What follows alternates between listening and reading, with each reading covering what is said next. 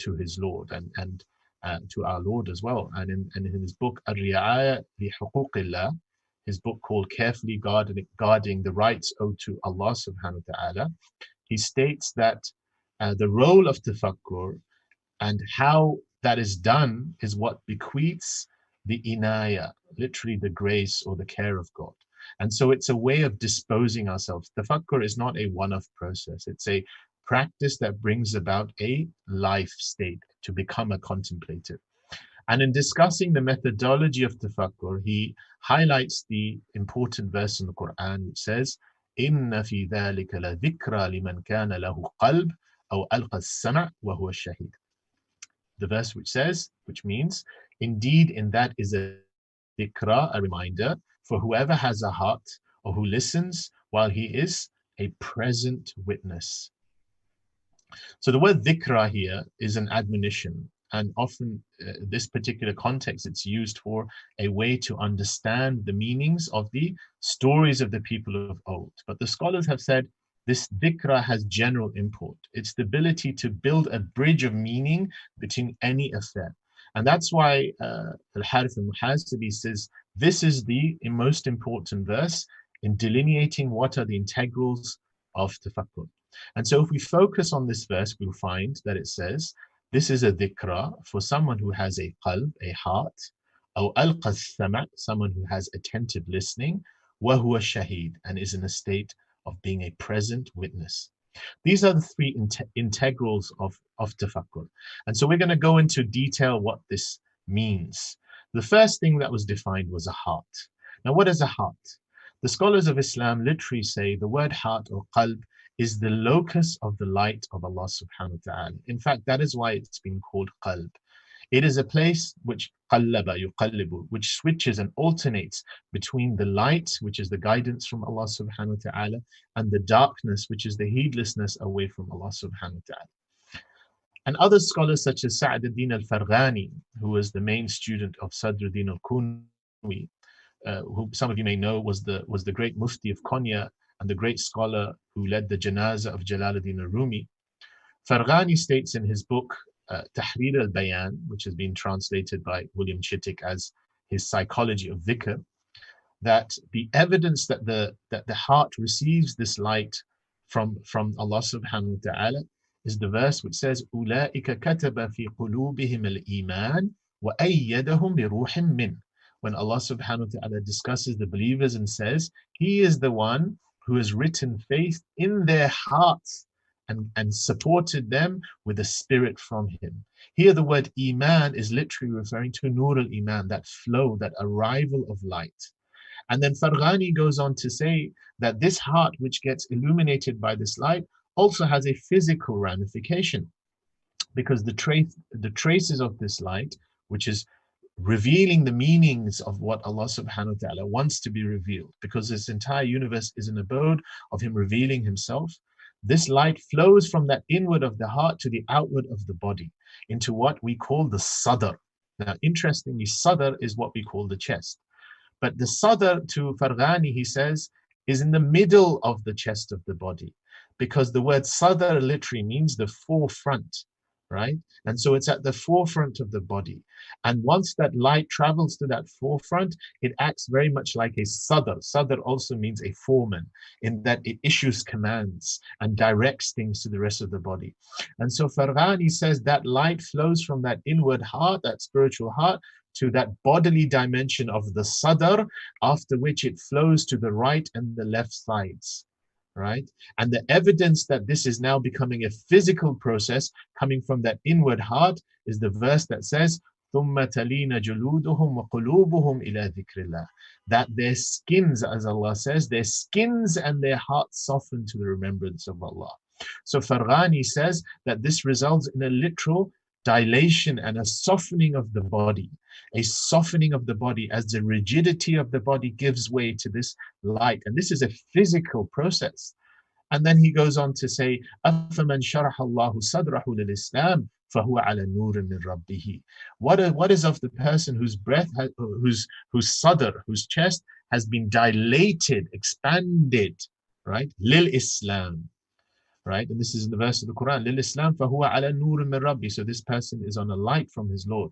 So he says this process by which the light flows from that sadr into the body is literally a process of Islam, literally a process of dilation that could be termed Islam, because this is what the Quran says, sadruhu lil Islam. He's dilated his heart for Islam. So this expansion of the heart and the body is literally a type of Islam. This is Islam in action. Now, to go back to how this heart takes this light and expands across the body, Harith al-Muhasibi mentions in his book, once again, Ar-Ri'aya li Huquqillah, he says that the way this has to happen is there needs to be a collectivity of concern. Ijtima'ul ham, he says, whereby the intellect of that person and his heart is not distracted by thought. So there has to be a bodily presence and a spiritual presence. And he goes on in some detail to define what this ijtima'ul ham is. One of the things he said is that the body needs to be made still. He refers to this as qata' al-shughul al-jawarih min al-zahir, to break the knot of busying the body from externalities. And he says this is something that should be done, as we would understand, with a practice, a sitting practice. And then he goes on to describe in some detail what the sitting practice could be. He said this includes closing the eyes or dimming them, or he quotes a tabi'in, a great scholar of the tabi'in, Wahb al-Munabbih, to look down. These are all ways of what? Of not busying the heart, because he says excessive sensory stimulation can often happen by looking at things. He says, another bil'ain yulhil qalb wa yushghiluhu. Looking through your eyes at various things busies the heart and distracts it. Now, this is when we're looking, unless he says we're looking at our focus or the object of our contemplation. But otherwise, he says it's better to close your eyes or to dim them or just to lower them. Then he says to not busy the ears. And this can be done by firstly focusing it on one sound and just letting it rest, so that the ears are not busied away from that busying of the heart. And then he says not to busy the hands. He calls it masul yad, right? To allow the hands to rest still. Then he says we have to shift from that physical stilling of the body to that spiritual or inward stilling of the heart. He calls it breaking the excessive thinking from the inward.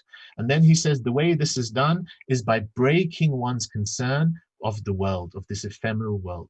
And the only way this can be done is by constantly coming back to that heart, constantly coming back to that heart in a gentle way, to make sure that we are orientated back to the heart, because it's the heart that becomes the locus of tafakkur.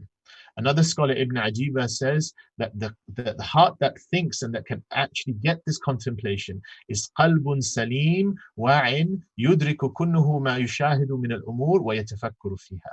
A sound heart that is conscious and aware of the matter it witnesses and is able to contemplate on that. So when the heart is being made distracted, or more than that, when the heart has attachments to other than God, then commensurate to that degree of attachments, the more difficult it becomes to have tafakkur. And so we can see how the practice of fikr becomes a concentration of the entirety of Islam in that moment. How alive is that heart? How aware is that heart? Because the health of that heart determines the light that allows us to have tafakkur. Now, if that heart is alive, then we go into the next stage, which was what the verse said, al-qasama, which means to listen. But to listen with what? Once again, Ibn Ajiba says, al-qasama here means asgha biqalbihi ila ma yutla alayh, to listen with his heart to what is recited to him or said to him. In other words, it's the listening of the soul, not the listening of the ears, right? Because the listening of the heart is what allows it to happen. And here again, Harith al-Muhasibi says that this listening of the heart cannot happen except through salamat al-qalb, the heart itself being tranquil. So when the heart becomes tranquil, we're able to listen.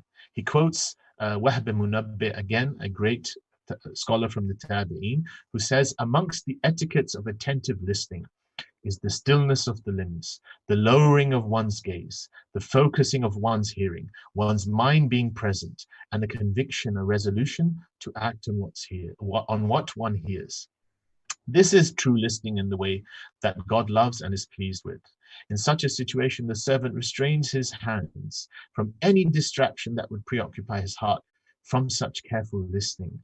He lowers his gaze from anything that would distract his heart, and he calls his intellect to attentiveness so as to only address his soul with what it is listening to. So the intellect here is just in a position of attentiveness. There's no active thinking. The intellect is just waiting to see what is going to be said. And here it goes into the last stage, which if the fruits of tafakkur work, then it leads us to that final essence, the final integral of that verse, which is huwa shaheed, which is to be a witness. And what does it mean to be a witness? Ibn Ajiba, alongside many other scholars, say to be a witness here is a spiritual state. It's a state where the heart is present. And this state has many degrees. For some of us, it may just be the very first time we witness ourselves without any interference. An essential part of witnessing whereby we've gone below what we thought who we were. So we can see the totality of our experience for the first time. We reveal ourselves to be an open space in which thoughts and ideas are happening, not the thoughts and ideas pulling us into identification. And this totality of experience, emotions, sensations, and breath is being felt for the first time. But as this witnessing goes deeper and deeper and deeper, then the scholars say the reality of who is witnessing opens up and the reality of the witnesser opens up. And this is something that cannot be spoken about. But this is the goal of true contemplation. It's to arrive at that heart witnessing ultimately of who we really are and God. And so we can see just by going back to the most traditional sources of how a process of tafakkur works out. And I'll just end here before we go to Sidi Abdullah to comment on this by saying that the idea of tafakkur is not relegated to a practice, although we can see that the most traditional of sources highlight the role of a practice. The idea of tafakkur is to make us people of tafakkur, contemplatives, because the Quran says, سَنُرِيهِمْ آيَاتِنَا فِي الْآفَاقِ وَفِي أَنفُسِهِمْ حَتَّى يَتَبَيَّنَ لَهُمْ أَنَّهُ الْحَقُّ أَوَلَمْ يَكْفِي بِرَبِّكَ أَنَّهُ عَلَى كُلِّ شَيْءٍ شَهِيدٌ. That word shaheed coming again. Allah says, we will show them our ayat, our signs in the horizons, which means anything we can see outside as an object of our perception, and in their own selves, which means anything we can feel and experience as an object of our perception, which includes thoughts and feelings and energetic sensations, and until it's clear that He is the truth. Allah is the truth. Like other scholars say also that the verses of the Quran, أَنَّهُ الْحَقُّ, the who, the pronoun here goes back to the Quran as being the truth, right? And then it says, is it not sufficient for the people here that Allah subhanahu wa ta'ala is over all things a witness? So the witnessing goes from ourselves to seeing the ultimate witnessing of Allah. But in this verse is posited three types of ayah, three types of literally signs. Have we ever reflected that the word for verses of the Quran are signs?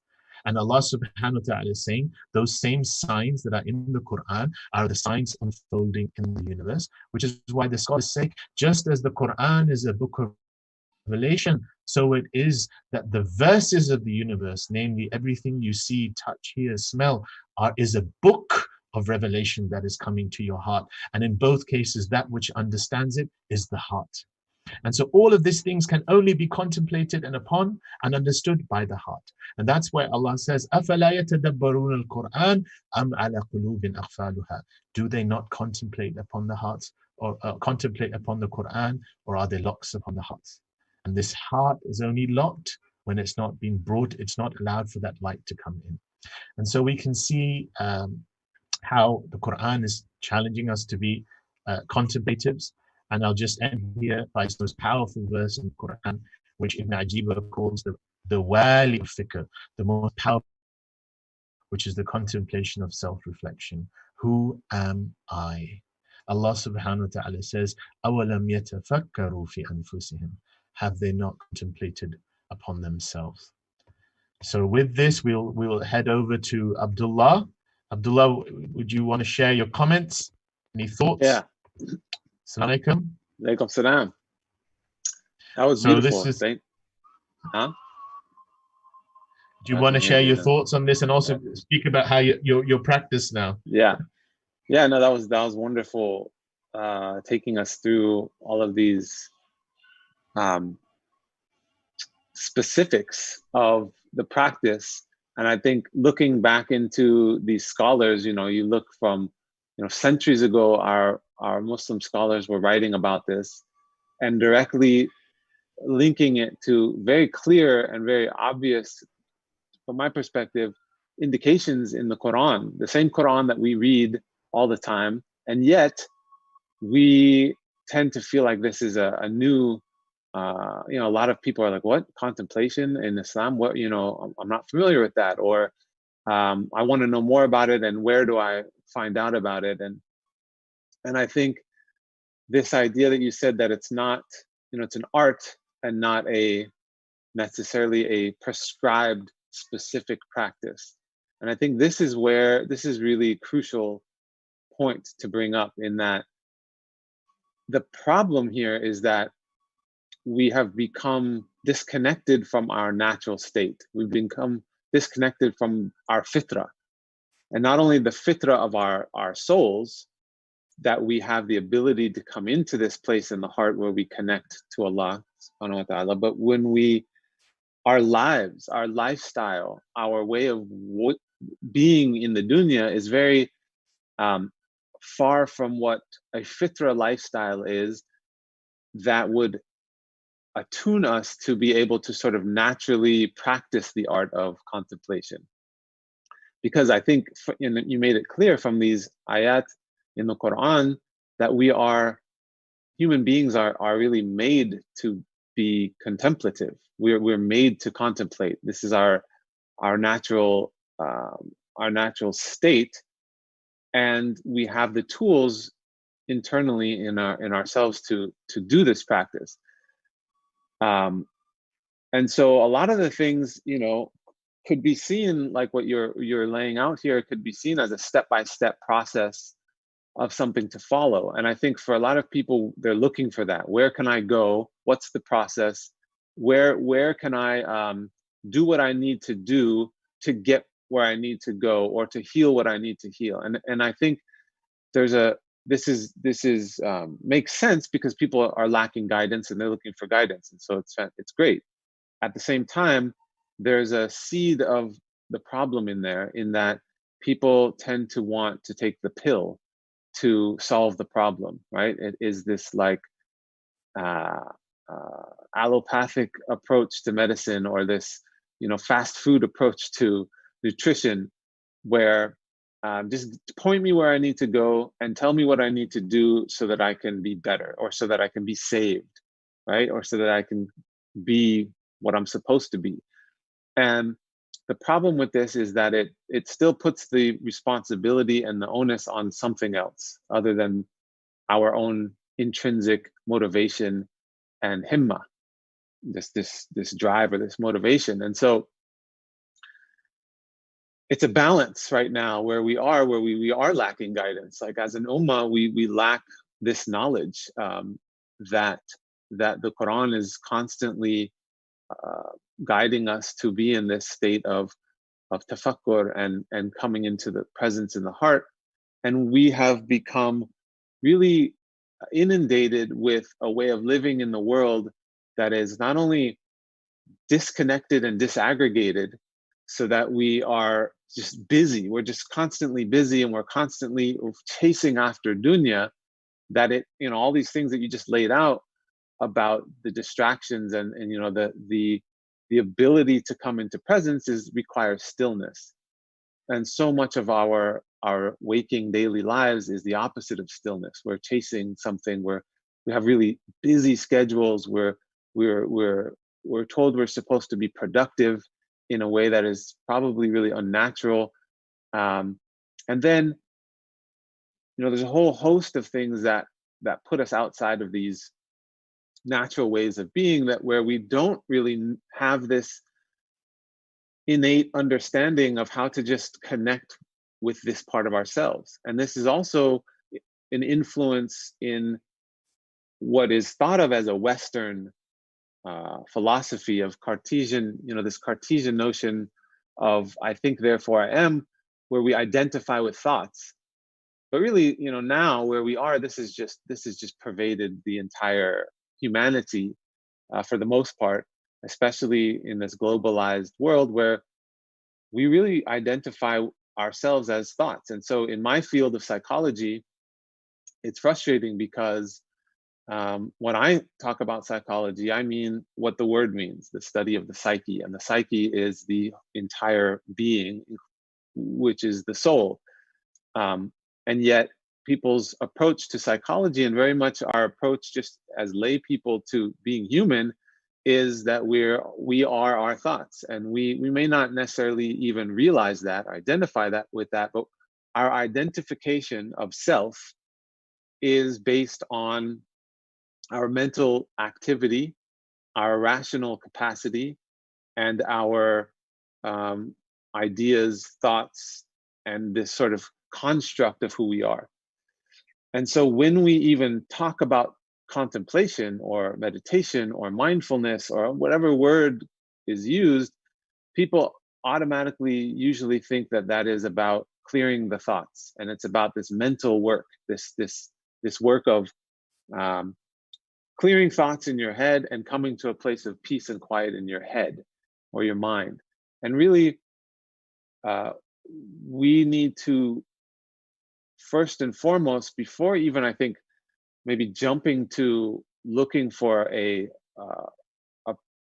prescription of how to contemplate, we really need to change our paradigm of being, and understand that our identity as human beings is we're souls, and that soul is located in our bodies, or even you could even say our bodies are just manifestations of our soul. They're not, you don't even really make the separation.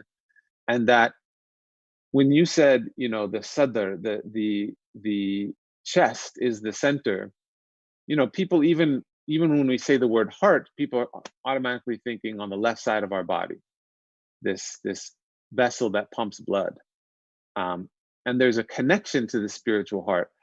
But what it is it's really this area from here to here and from here to here, which is the central aspect of our being. And we have experiences of that, but we don't recognize, for the most part, that this is the center and center and have this practice of centering ourselves. But so what we think about when we get nervous, we feel fluttery here. When we have some sort of emotional response to something, usually we feel it here, and it's a fluttering. It's not in one place. It's usually in our chest. When people have anxiety, and you know, from fear or from regret or from this lack of control, feeling out of control, what happens is we get this constriction in our chest. In this area gets constricted, because, and then what we're doing is we're not breathing. And that lack of breathing, this makes this constriction to the point where we're cutting ourselves off from our being, cutting ourselves off from our true nature, and cutting ourselves off from really being in a state of submission and witnessing of Allah. And what it is trying to get control over this mechanism of our self, individualized self identity, which we have now located as up here. And so everything is being directed by our thinking and our trying to control our experience, trying to control the fear, trying to control the anxiety. And then what happens is we can't have that control, and so we spiral out of control, and we feel this constricted. And so when we, as a psychologist, you know, when treating anybody with anxiety, one of the first things that you do, if somebody has a panic attack, the only thing to help somebody get out of a panic attack is to help them come back into a place of breath. And usually it's very difficult when somebody is in an acute panic attack to just say breathe, if they haven't already built a practice of breathing, because it's very difficult to just understand how to come back to this place of self-regulation with the breath if one hasn't established a practice of the breath. And so I think it's really important, before really jumping to specifics of a technique of contemplation, I think the foundation for any tafakkur, any form of contemplation, is orienting ourselves to our physical experience of the body and learning how to regulate our sense of stillness and calm or presence through the breath specifically. So, Sidi Yusuf, you mentioned the ayah in the Quran that talks about those who are upon, whose chest expands with the light, are upon a light from their Lord. Those whose chest expands with Islam are upon a light from their Lord. And so this expansion of the chest, so the Prophet ﷺ was asked about this verse and said, well, what is this expansion of the breast? And he said it's literally an enlarging of the chest. And so what happens when is the only time really that your chest enlarges, fills up, expands? Is when you breathe. When you're breathing in, you expand your chest to fit in more air. And essentially you could say fitting in more, bringing in light into the heart. Because the heart, again, is this area here. It's from here to here, from here to here. And so also, where is this place? What is happening here? It's the exact same place where your lungs are. And so the process of breathing is this regulation process for the body to come into a place of stillness and fluidity and sort of this natural rhythm or flow with the external and the internal. So it's bringing this state of awareness of the oneness between this internal state of self. So you're breathing the air in, and then exhaling, letting it out. And then when you breathe back in, you're breathing in this gift that is around you, that's of Allah's providing this air for you to breathe, and it's fresh and it's pure. And this is why we need oxygen to be brought in, because it contains what we need, what our lungs need, what our blood needs to be full of life, continue to have life. And then when we exhale, we're exhaling this stagnant, the CO2 that we don't need. There's something sort of this release of detoxification. And so I think what I would say is, when we continue talking about more specifics, but I think really what we need to focus on is learning how to be in our beings, learning how to be in our bodies, and connecting with a practice of how to center ourselves. So really we should naturally be coming into a calm breathing mechanism throughout our days to bring us into a state of presence. And the only reason that we haven't, and perhaps the only reason that we haven't been specifically taught to have breathing practices, is because if you look just a few generations ago, that wasn't a necessity to learn how to breathe. It was sort of natural. If you look at your grandparents, or depending on how old you are, maybe your great-grandparents, or even just people who live a more fitra lifestyle, people who spend more time in nature, people who have a slower daily routine, you sit with these people, and they're breathing slowly all the time, right? I've sat with elderly people and just sitting like in a rocking chair on the porch. Maybe they're not even sheikhs or scholars or have a lot of wisdom, but just they're in tune with a certain way of being. And part of that is understanding breath and breathing more slowly and being more present in their body and more comfortable in their skin. And I think this is just a natural state for human beings when we are living in a more fitra way of life, which is slower and more attuned to natural rhythms.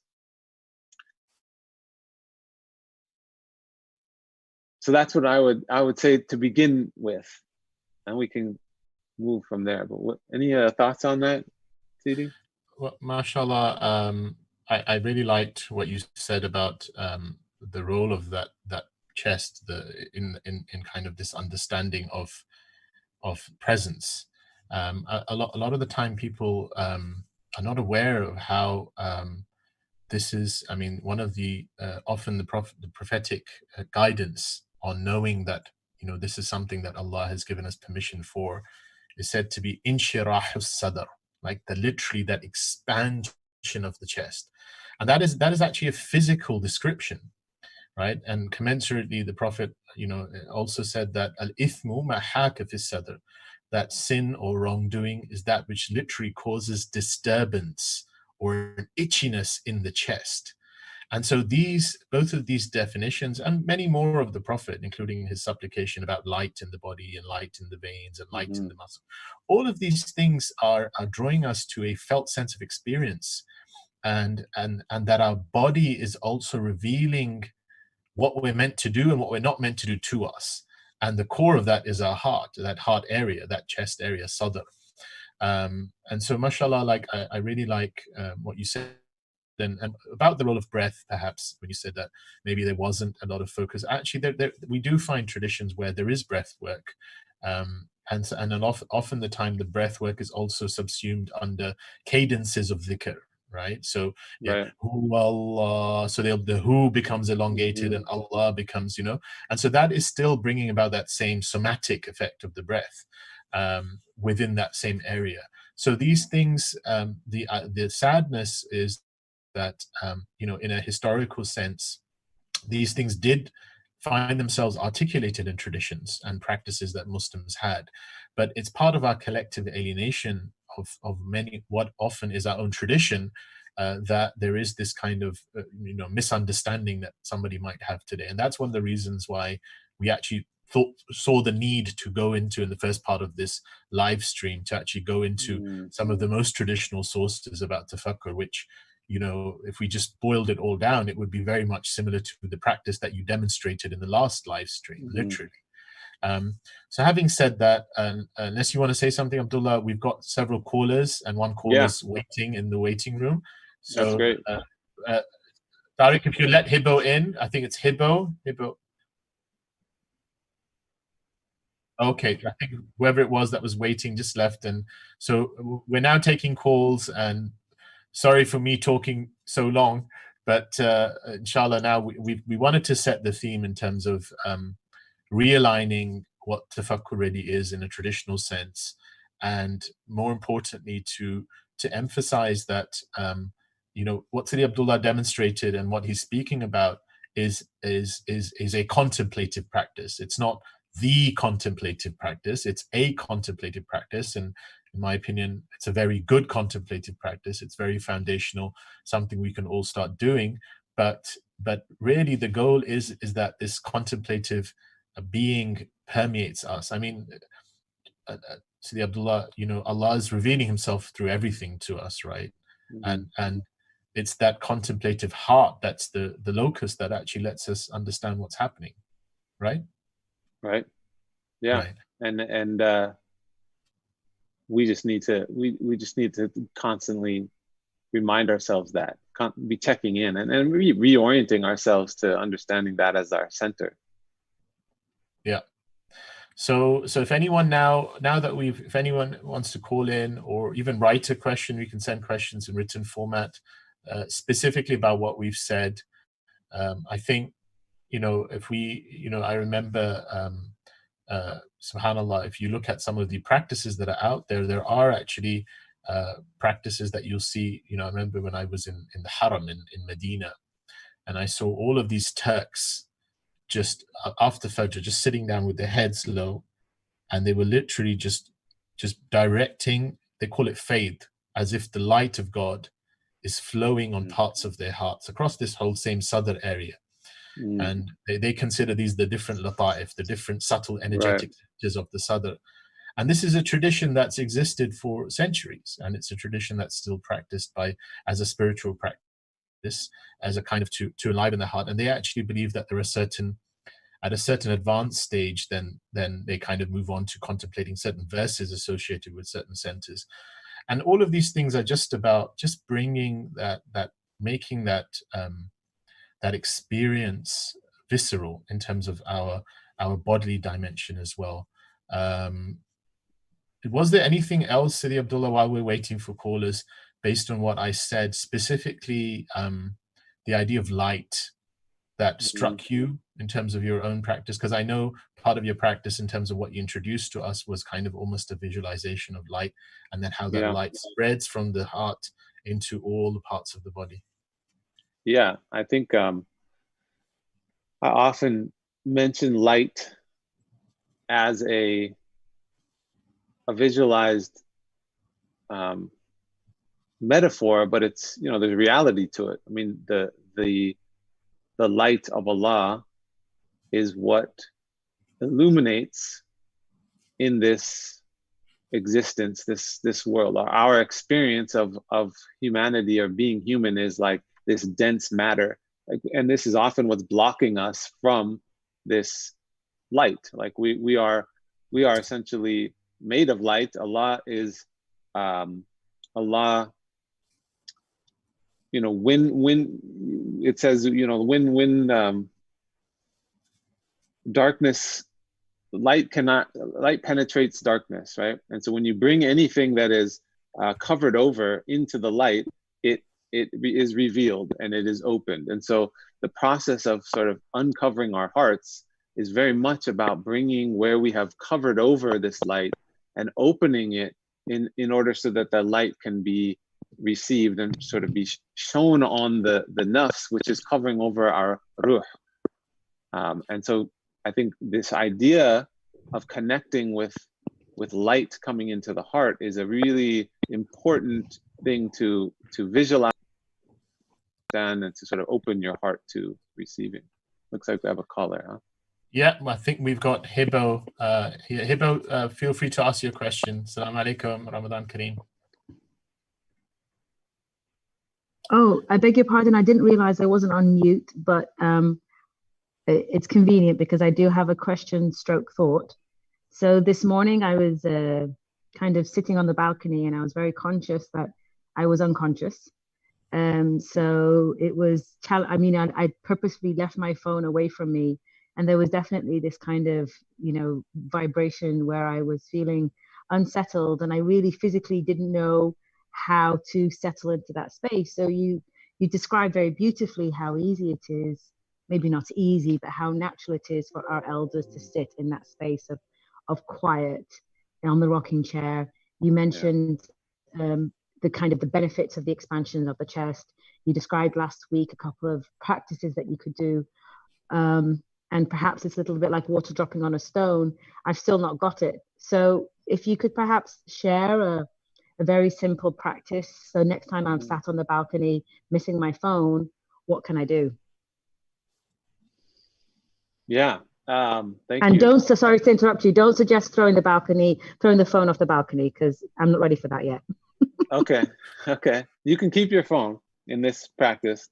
But I do say I would recommend hiding it for a period of time, not extended period of time, but, you know, while you're intending to focus, it's really important to clear distractions. I mean, that's sort of the first thing. I mean, even when Sidi Yusuf was talking about these different tenets that like Harith Muhasibi was laying out, is the distractions of our thoughts or our hearing.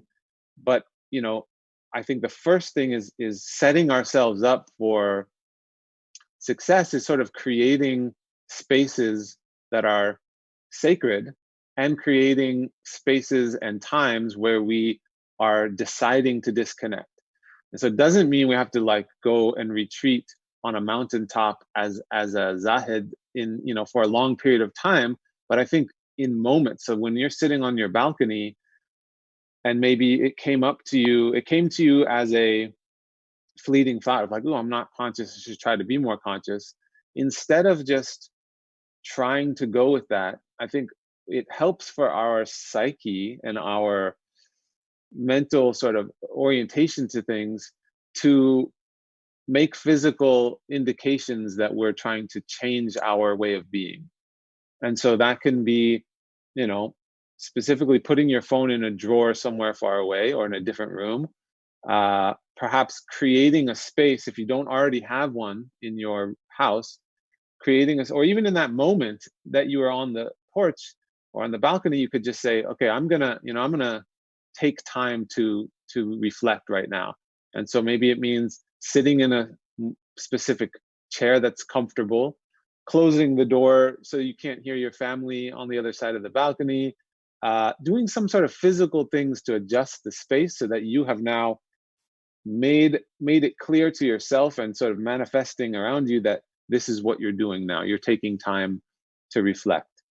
I think that is a huge, important first step that oftentimes people don't do because it's not part of our routine. And so this is really what it is making it part of your routine. And then once you've created that space and are occupying that space, it's again another level of removing distractions internally. And so that means sort of checking in with yourself and noticing where you're not at peace. And this is, I think, a step that sometimes people miss, because I often hear people say, oh, I tried to meditate, or I tried to contemplate, and I'm not good at it. I couldn't do it. And because I keep getting distracted with my thoughts. What you have to realize is that you will have distractions. This is just par for the course. It's part of being human. Our minds perseverate. And so what you want to do first is acknowledge that. And so that you're not sort of continually being distracted by the fact that you have distractions. So you're sort of marking like, okay, I'm distracted right now. And what's present with me? The whole idea of being present is not being in this ultimate state of nafs al-mutma'ina, or this ultimate state of being at rest. It's being with what is. This is what the practice is. And so the first step to unfolding this process often is being with what's uncomfortable, being with what's distracting, being with the pain in our body. I wouldn't recommend staying with entertaining too much notions of mental thoughts, like sentences that are coming to your mind and saying like statements, let's say, because that can go in a completely different direction. But what you want to do is orient yourself to physical experiences. So you check in with yourself. Well, where am I? What's going on? What am I distracted with? And maybe at first that's like a series of mental statements and thoughts.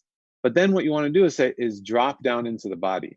And so this is why the process of dropping your head to your heart can help you also remind you that you're shifting focus. We're letting this sadr, we're letting this this part of our body be the leading now. And so the head is like in submission to the heart.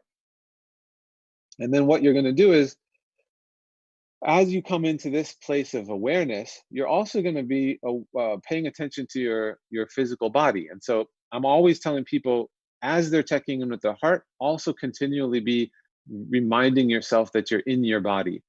What you don't want to do is sort of disconnect from your bodily experience and go floating away, because you want to integrate this into your physical experience of being. So feeling your feet on the ground, feeling yourself in the chair, and then letting your hands rest on your legs. And then as your head is bowing to your heart, and you take a deep breath to help bring you more into this place of your chest. But then you don't have to just skip to trying to be present in your heart. Still just be with what is. So if it's uncomfortable, focus on what's uncomfortable. And I think what can be most useful is focusing just on your physical experience. So noticing where you have tension in your body. I feel, as you bring your awareness to your body, you start to get signs, like I feel some tension in my right knee. Okay, so let that unfold. Focus on it. What does that feel like? Allow the pain to be there. And what you'll find is that you'll probably find this like mapping of different pains that you'll focus on your knee, and then as the more you focus on it, suddenly the knee will go away, will sort of fade. It won't completely go away, but you'll fade, and then suddenly you'll feel another pain appear in your shoulder. And so you follow that and be present with that. And so what you're doing is you're sort of letting what is to be there, which is this in and of itself can seem like a very preliminary practice, but this in and of itself would be a useful practice to do, even if that's all that you did. Because what you're doing is you're attuning to what's happening for you in the here and now. And I think we're so disconnected from our bodies that focusing on our bodies as a first initial practice can really be a huge opening to sort of deepening these contemplative practices, because then it's your body that you sort of need to come into. And so you sort of have to start with the levels, layers, so the ultimate goal is to get into the inner part of your heart. But first, maybe start with your skin and your muscles and your skeletal structure, and then bring the presence deeper and deeper inward. Heba, are you still there? Do you have any thoughts on that or responses to that? Absolutely. Thank you. I was just seeking some clarity around the around the practices, and it just absolutely makes sense. So at the very first level, if you connect with your body, and if that's all you do for as long as you need to, it's very powerful. Thank you very much. Yeah, you're welcome. Yeah, honestly, even if you did that for a year and you never really intended to go into your heart, I would imagine that it would just be easier for you to get there anyway, because you're practicing being present, and it's going to shift your awareness. It's going to shift your ability to connect. So I think sometimes we try too hard. We try to get to an outcome, and what we need to realize is that really our goal should be just being engaged in the process. The outcome is never up to us anyway. This is all in Allah's hands. Like literally, even getting to a state of presence is still Allah's doing. Allah is going to get you to that state, but you can do some things to open the door for Him to be able to move you there.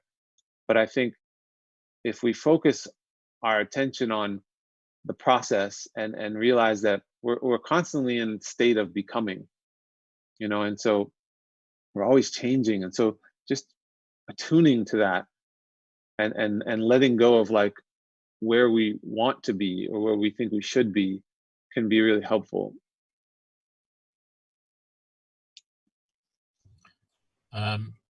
Hippo, do you have any more follow-ups, or should we take it? Go. It's not a follow-up per se. Forgive me, Yusuf knows how I can get a little bit particular about some of the practical aspects. But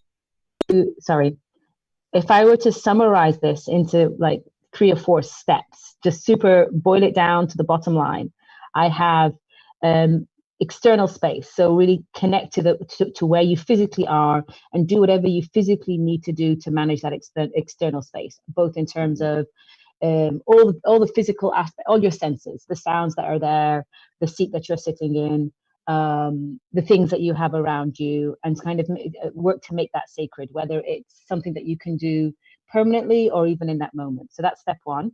Right. So I'm going to break it. I know it's not linear, but I mean, I'm going to force a linear. And then step 2 is once you've made your external space as sacred, and I put that in air quotes, then we move into managing your internal space, and that's a physical check-in, and it's literally a body scan. In very simple terms, it's a body scan. Right. And then finally, you can drop down into those layers internally and check in with what's uncomfortable and submit to the experience. Yes. Okay. Yeah. Thank you. And then from there, like once you've established that was 3 steps, right? Yep. So, and then I would say the fourth step is connecting to breathing and making breathing voluntary.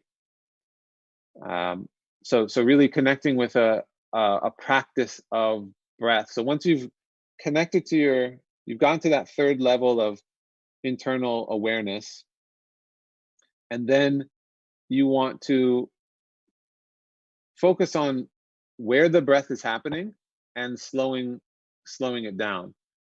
And then where you go from there, it's like unlimited unfolding from there. But I think the important fourth step is that your breathing is bringing you into a deeper state of calm and regulation of this internal experience. And then from that point, you can go on lots of different layers of however much you're ready and however sort of comfortable you are in that space to go deeper and deeper into the heart. But it's the breath that's going to be the constant that's going to keep you in this state of presence in the moment. It's the anchor. Yeah. Right. Thank you. Thank you.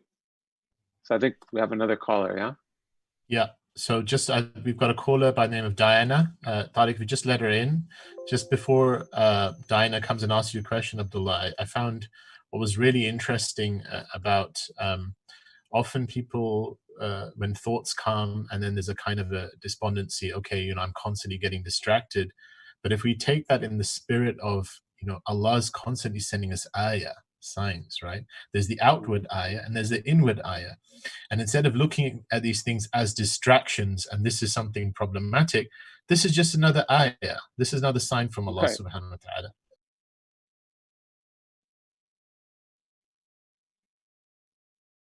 The Harith and Muhasib and others say this is not the aql's role. The aql has to make tasneem, and the aql just has to be attentive.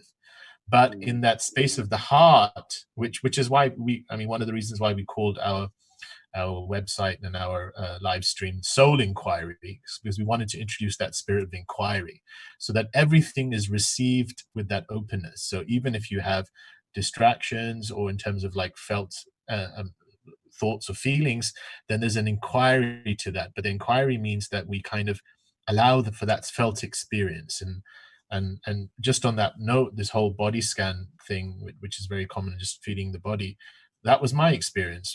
I was for months on end simply just feeling the body, and I couldn't feel my heart until several months afterwards. A shift happened because that feeling deepened. So these are all stages. So we've got Dania here. Dania, are you able to speak? If you want, please feel free to ask the question. Dania? Hello? Okay, I think Dania, your microphone might be disabled. You might want to potentially see if it works. In the meantime, if you feel you can't ask a question, then just feel free to write your question, because I can see your chat in. So if you feel the mic's not working, so just for the listeners and the viewers, we're kind of just waiting for Dania to get her question. But so that was, and another thing that these original spiritual shiur speak about. Dania, when your mic works, just give me a yeah. Okay, so Dania's she's going to type in her question. So while she's typing, we'll just say another thing that they speak about is that it's important not to introduce that element of control, right? If there is a goal, it's not so much the goal of a spiritual experience, it's the manifestation of our faith, that we're willing to be shahid to whatever's coming up, right? Whatever's coming up. And that's why that whole area of mushahada, in terms of this context of tafakkur, opens up everything, right? All degrees. So we can only start where we are. So I think, do you want to say something, Abdullah, while we're waiting for Dania on what I've just said? Sure. Well, I think you said it. I think you said it well. I don't have anything to add. I'd like to hear from Dania. Okay, so we're still waiting for Dania to ask her question. But I find it interesting how a lot of this, I mean, to even see the body as a vehicle by which Allah subhanahu wa ta'ala is communicating to us is very important, right? I mean, part of the problem is that we're often alienated from, we think the spiritual experience has to happen and somehow the body is getting in the way. Whereas the body is part of that realization. And really, it's like everything is part of the realization. I think this is the thing, we're constantly negating experiences and negating things because we think that's not how it's supposed to be, or that's not how it ideally is, or no, this isn't how Allah meant it to be. And who are we to judge what we're given? We get, Allah is constantly creating and making happen for us what He intends to happen for us on every level. And I think we need to extend our aqidah of believing that Allah creates everything, but that needs to apply to every single facet of our experience, and really it's a chance to surrender to what is in every moment. Even when we're frustrated with a family member saying something that they shouldn't say. Well, they said it that way and it impressed upon you in a certain way, and now this is what Allah intended to create for you. And so it's about submitting and surrendering to even that. So I think Dania's saying her questions have been answered. So she doesn't have a specific question at the moment. And in case you do have a question, Dania, feel free to ask it. Otherwise, any other callers, anyone else, I think we've still got Hibo here, anyone else wanting to call it in, ask any question. We've got about 10 minutes left. So now's your chance to get a question through to Abdullah. How would you think? I've got a question for you, Abdullah, especially like Hibo said.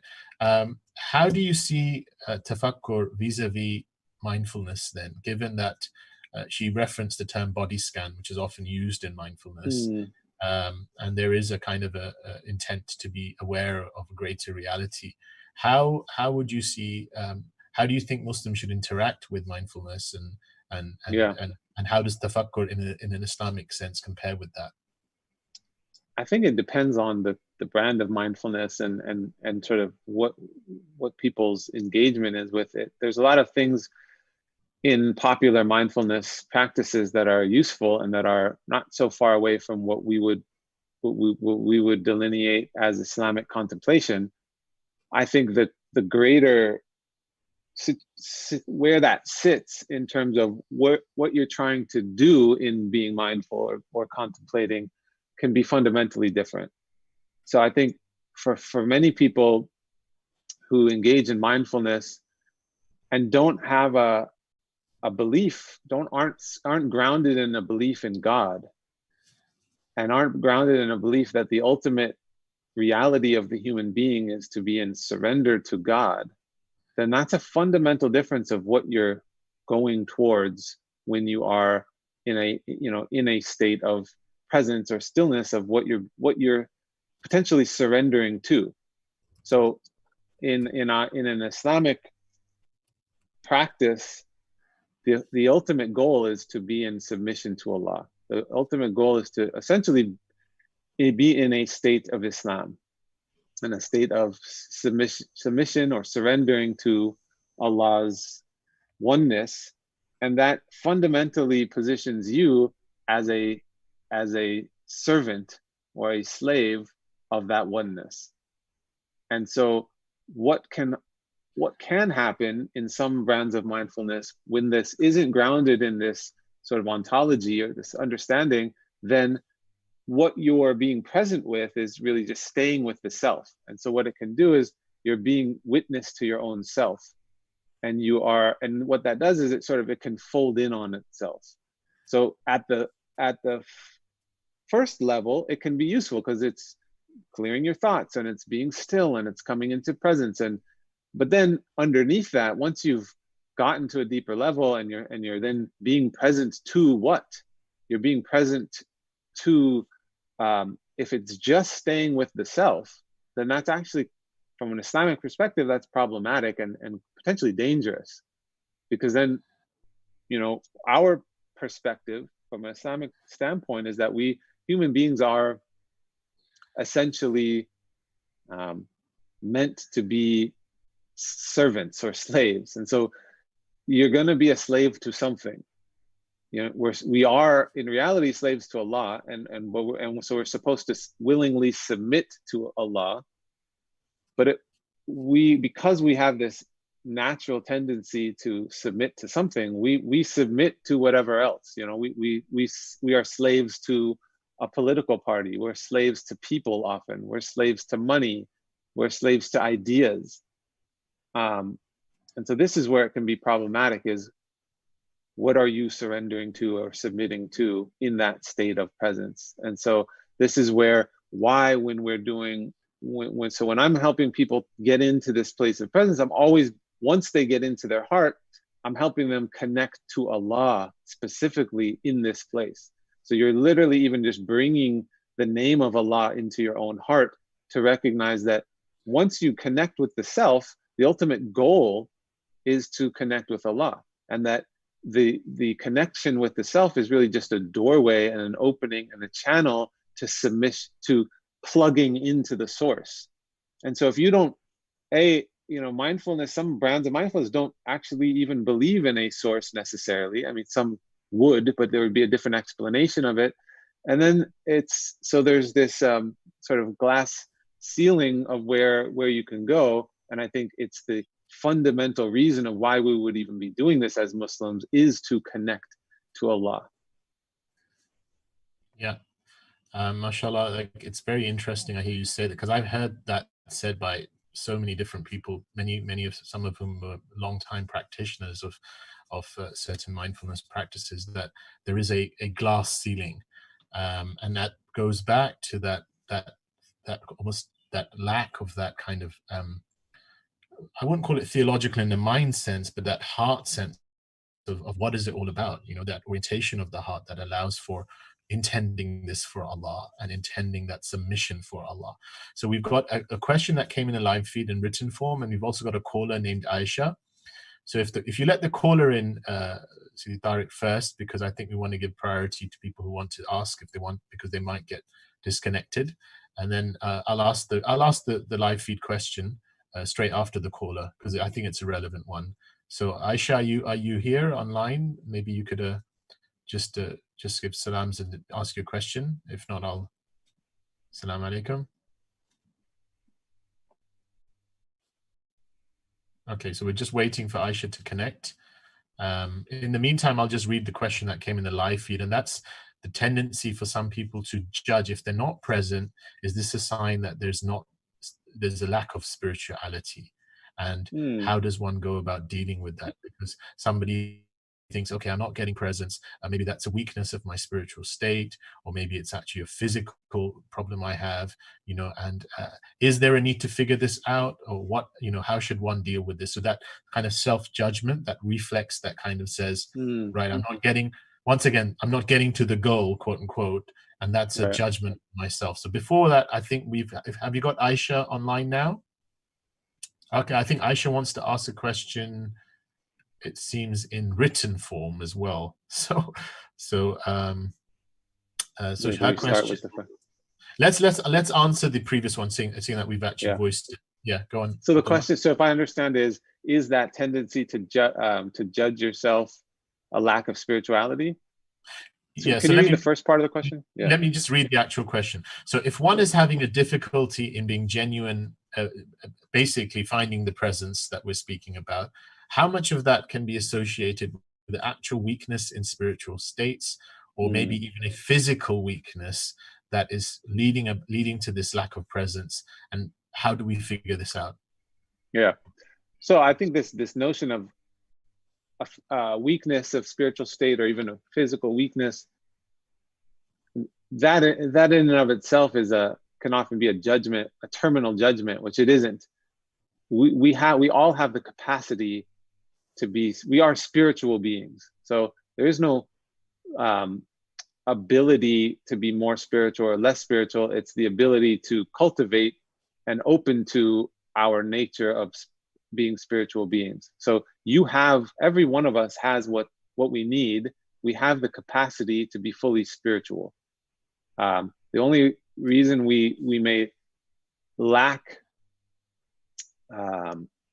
the ability is lack of practice, and often this what bars us from, because what I hear in that, which I see often with people, is our own self-judgment of I'm not good enough, or I'm not doing it right, or maybe I just don't have it in me, right? We have a lot of these self-statements, and we need to take responsibility to a certain degree for changing that and clearing that. But we also have to be realistic and understand that a lot of those self-statements came from other people.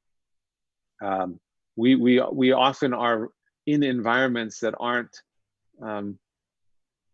ideally raising us in the proper way of tarbiyah, of like Islamic development, where we're getting what we need to develop healthy so that we can be healthy spiritual beings. What we would need for that is love and compassion and mercy, all of these things which we have access to with Allah, but we look to people, particularly at the beginnings of our lives when we are children, and we are looking to our caregivers to create this environment of safety. And many of us have not gotten that experience.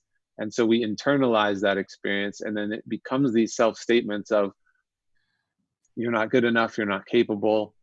And so part of the process is healing those things. And really, when we come into being present with our hearts and doing this work, what we have the ability to do is remove layers of crust from our hearts and heal, so that we can be more fully present. So the only thing that would keep you from being able to be present is maybe that you have these layers that you need to work through.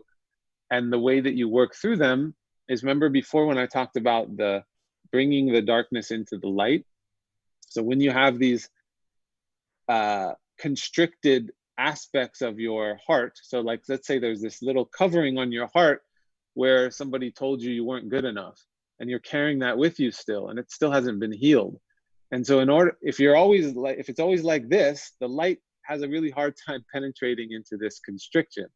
But if you are present with it and say, you know what, I'm judging myself, or I think I'm not good enough, or I just heard this self-statement of I'm not good enough, what's that about? When you say, what's that about, and you allow it to be with it, what happens is it loosens a little bit, right? Because instead of moving it away and saying, yeah, you're right, I'm not good enough, or I got to push this away, or you're reinforcing that covering, you're allowing, oh, what's that about?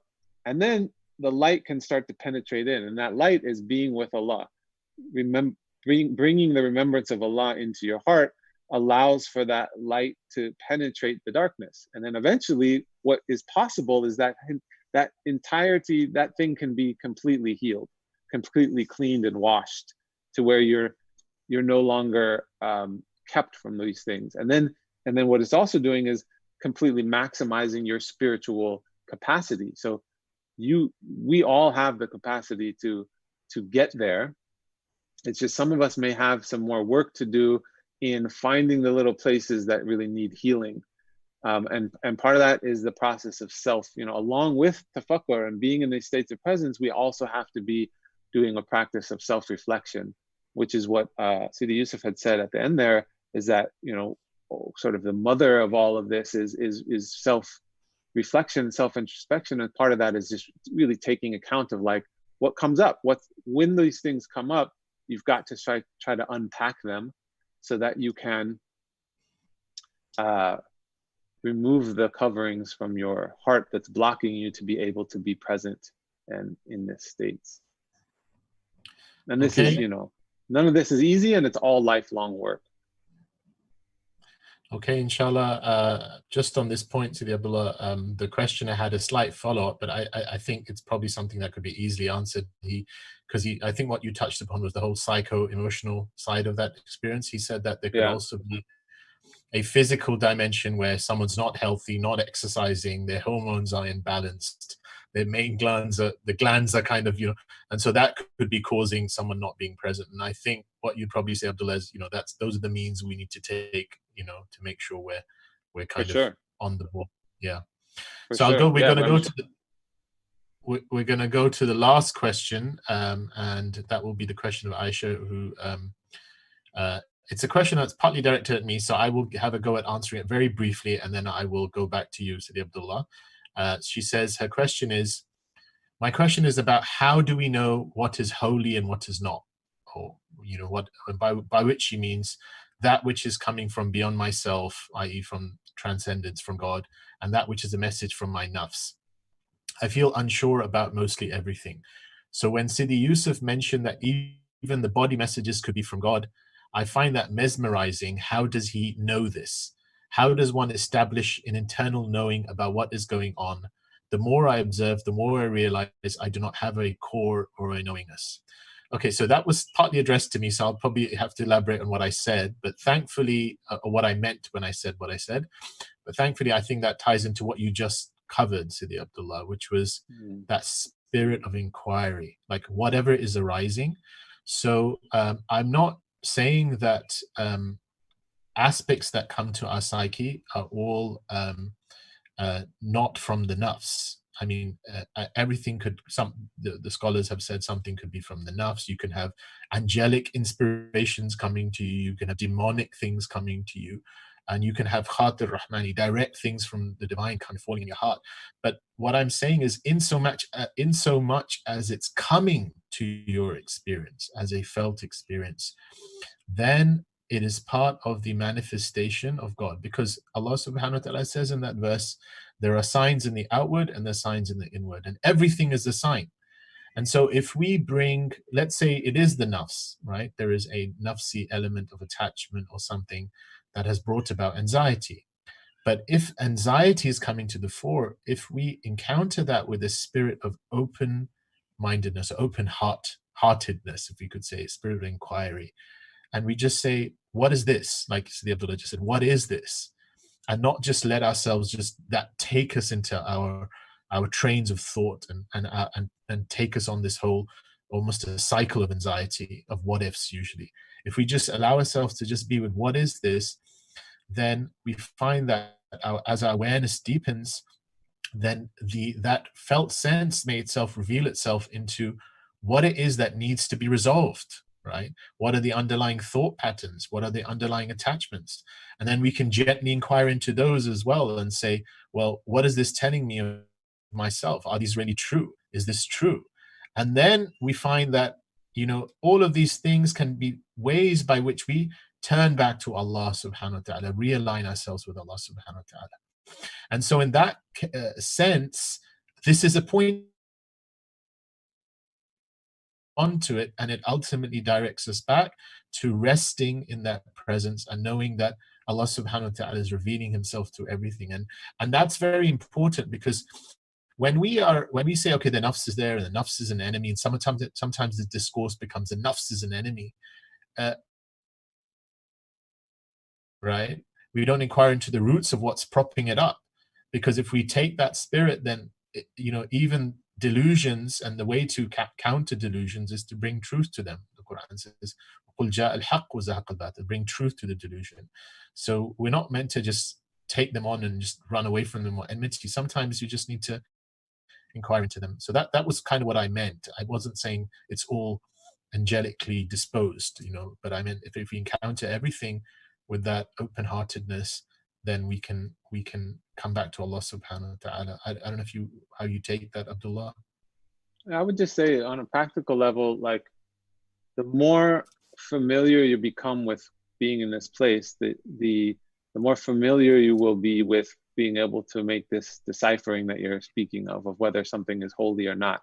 And then you also have to realize that you're not trying to determine what is holy or what is unholy. This is for Allah to know, and you're constantly knowing that you don't know and that He knows. And so it's not that you're going to make determinations of what is right or what is wrong, but when you're just being more with what is and coming into being present with what's there, it will start to So you come into what being present with what's there, and then this is why it's so important. When Sidi Yusuf was saying what's different about from mindfulness versus this Islamic approach is that you are constantly bringing it to Allah, and you're constantly reminding yourself that Allah is the one that is making you be present. Allah is the one that is revealing whatever is being revealed. Allah is the one who has created your nafs that have these struggles, and so there is a reason for it. And so you're opening to the whole picture, but you're relying on Allah. Like you have to be in this state of neediness for Allah. And so when you're in that state of neediness and you're just coming into this place of being comfortable, being present with yourself and with God, I think you won't find there to be much of a problem with deciphering what is what, because you're still just taking things as they are. It's all from Allah. You're not going to be so concerned with what is what, because you're not going to take anything and make any determinations of it. You're practicing just sort of being with what is. And so this last sentence in your question, the more I observe, the more I realize I do not have a core or a knowingness. The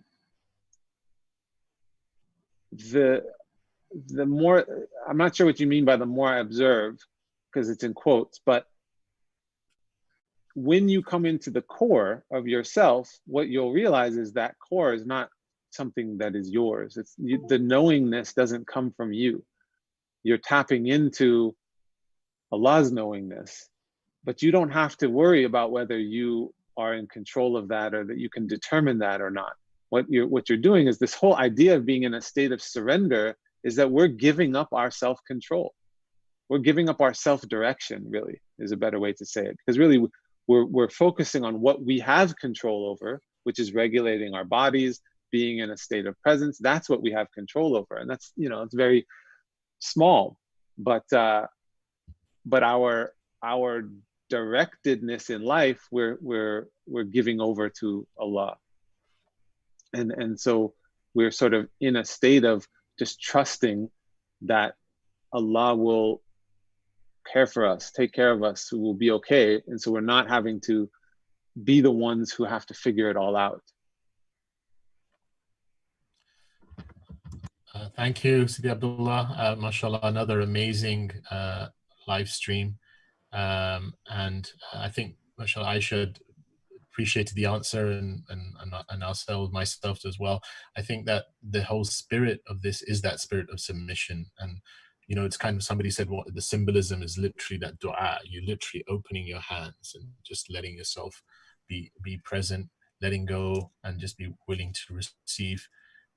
So Jazakallah khair again for all the callers and the people watching on the live stream, and inshallah for yourself, Sidi Abdullah, for kindly agreeing to this second live stream back to back. I know you're very busy now, so thank you, inshallah, again.